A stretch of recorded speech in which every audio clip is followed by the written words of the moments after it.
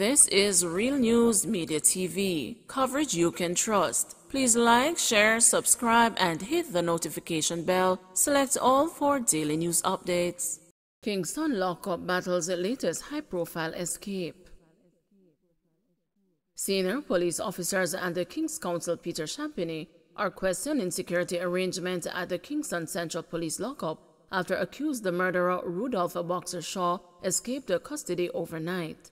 The lawyer also says he will be assessing whether he can continue to represent Shaw, noting that the development is very surprising and shocking, and there's growing concern in the leadership ranks of the Jamaica Constabulary Force over the escape of the high-profile accused man at a lockup with a history of similar incidents.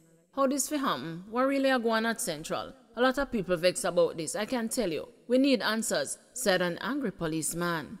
Another cop said, Central again? How are we going to pretend blindness? Hardworking men and women of the force suffer for these things. Head of the Kingston Central Police Division, Superintendent Beresford Williams, says Shaw fled the lockup overnight. He declined to give further details. Meanwhile, Champagny said Shaw appeared in the Kingston and the St. Andrew Parish Court on Wednesday and was remanded until November 17, when he's scheduled to reappear.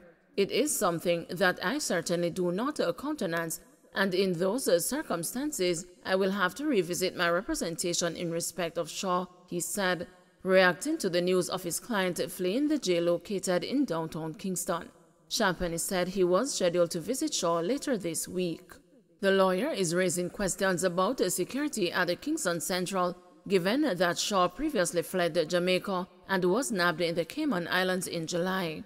Given that particular history, I am very concerned that this could have been a situation that reoccurred where there was flight again, and I suspect that the police are going to want and should carry out the highest level of investigations concerning this matter, Champagny told the news.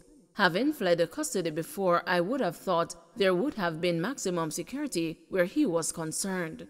Shaw is accused of murdering 59-year-old Wilfred Strait O'Connor and Clinton 1 Davis 60, both of St. John's Road addresses in St. Catherine. He was captured in the Cayman Islands on July 8 and later deported to Jamaica. Last year, a corruption probe was opened by the force after 27-year-old Orville Purnell, who is wanted in St. Lucia on murder and other charges, simply walked out of jail at Kingston Central. Demolition of illegal homes in Portmore underway. Resident laments $800,000 loss. The demolition of informal settlement on the outskirts of Clifton in Portmore, St. Catherine is underway with a significant security presence. The Bernard Lodge main road is cordoned and several motorists are forced to use alternative routes.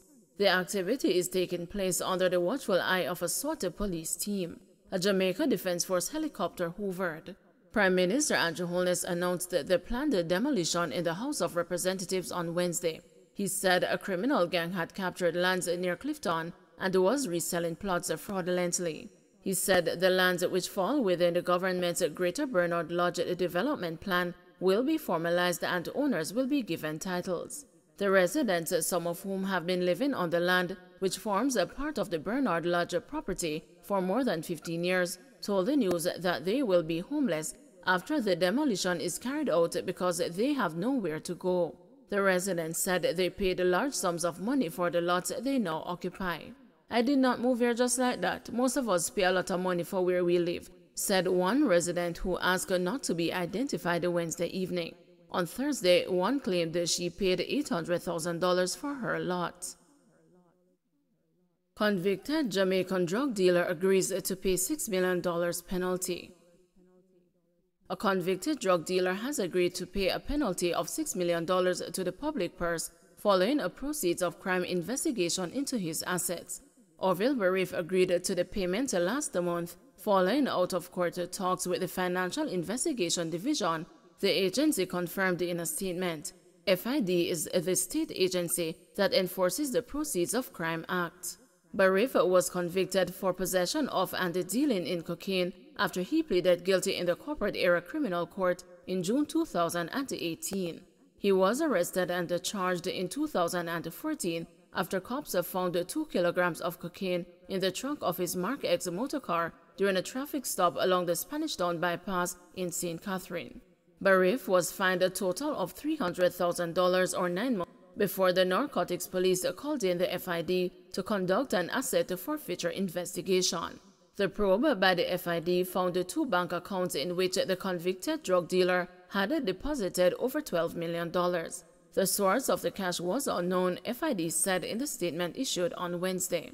Further, the agency said Barif acquired the cocaine for $2.1 million with funds that was not traced to any legitimate origin.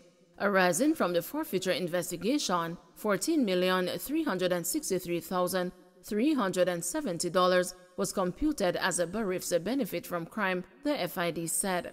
The agreement requires Barif to make an initial payment of $600,000 in 30 days, followed by 22 months of equal payments of $235,000. He will have to spend 5 years in prison if the payments are not made, FID said. Principal Director of the FID, Keith Darion, used the Barif's case to again warn of the consequences of engaging in criminality. The defendant made a terrible error by getting involved in drug trafficking activities with the hope that he could enrich himself, but now instead has to pay $6 million to the government, said Darion. Let me remind individuals involved in serious financial crimes such as lottery scamming, drugs and firearms trafficking, the FID and its partner agencies, the JCF and the MOCA, are unrelenting in identifying and taking away the benefits that you obtain from crime, he added, referring to the Jamaica Constabulary Force and the major organized crime and anti-corruption agency. Pathways murder accused Andre Ruddock to appear in court today. Andre Ruddock, who is accused of killing Tanika Gardner at Pathways International Kingdom Restoration Ministries in Montego Bay, St. James almost a year ago, is to reappear in court today. A plea and a case management hearing is scheduled to get underway in the Home Circuit Court. Ruddock, who is represented by attorney Anthony Williams, was in February deemed fit to plea. Ms. Gardner and a man identified as Michael Brown were found dead on the compound of Pathways International Ministries on October 17. Ms. Gardner's throat was slashed. Police uncover phone stealing ring in St. Andrew. The police have uncovered a phone stealing ring operating in Tavares Gardens, St. Andrew. Investigators arrested a man Tuesday afternoon after a phone was tracked to an address in Tavares Gardens, more commonly known as Payneland. The police raided the premises and seized more than 200 cellular phones, 9 laptops, and 11 tablets. They also recovered several bank cards, lead sheets used in scamming, as well as 6 flat-screen televisions. The arrested man will be sought before the St. Andrew Parish Court on an initial charge of unlawful possession of property. The police say they continue to search for others connected to the phone stealing ring. Don't forget to like, share, subscribe, and hit the notification bell. Select all for daily news updates.